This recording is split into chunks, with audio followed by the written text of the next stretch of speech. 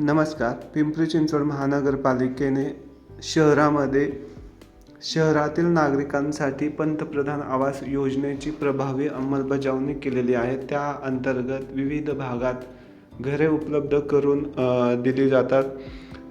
जसं की मोशीमध्ये बोराडेवाडी आणि चरोली येथे घरं उपलब्ध करून दिलेली आहेत. तसंच पिंपरीमध्ये उद्यमनगर येथे घरं उपलब्ध करून दिलेली आहेत.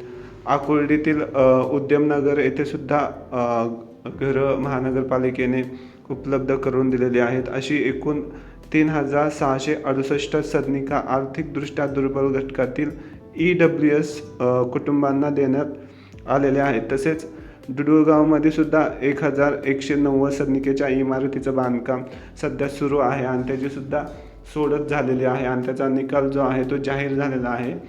आणि तो निकाल जर तुम्हाला पाहायचा असेल तर त्याचा व्हिडिओ जो आहे आपल्या चॅनेलवरती उपलब्ध आहे. तसंच रावेतचा गृहप्रकल्प न्यायालयीन कारणामुळे रद्द झाला होता. त्याचा समावेश आता PMAY 2.0 मध्ये करण्यात आलेला आहे. परंतु त्या लाभार्थ्यांना QA येथे घरं उपलब्ध करून दिलेले आहे. त्याची संख्या जी आहे ती 755च्या आसपास आहे. तर त्याचासुद्धा ड्रॉ झालेला आहे आणि त्याचा रिझल्ट जो आहे तो महानगरपालिकेने उपलब्ध करून दिलेला आहे. हा रिझल्ट जो आहे डुडुळगाव आणि QAचा तर तो महानगरपालिकेच्या संकेतस्थळावरती उपलब्ध आहे. तो कसा चेक करायचा त्याचा व्हिडिओसुद्धा आपल्या चॅनेलवरती उपलब्ध करून देण्यात आलेला आहे.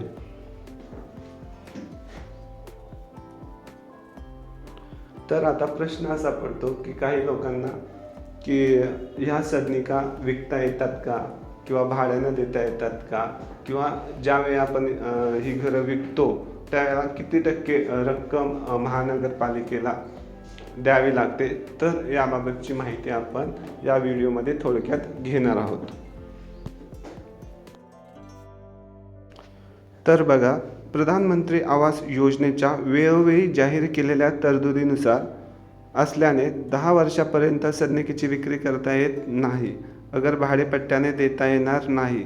सदनिकेच्या अनधिकृत विक्री हस्तांतरण झाल्याचे आढळून आल्यास लाभार्थ्याविरुद्ध कायदेशीर कारवाई केली जाईल.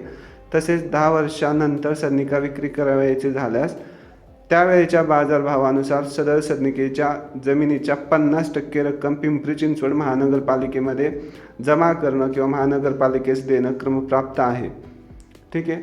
तर थोडक्यामध्ये सांगायचं तर ह्या सदनिका ज्या आहेत 10 वर्षापर्यंत तुम्हाला विकता येत नाहीत.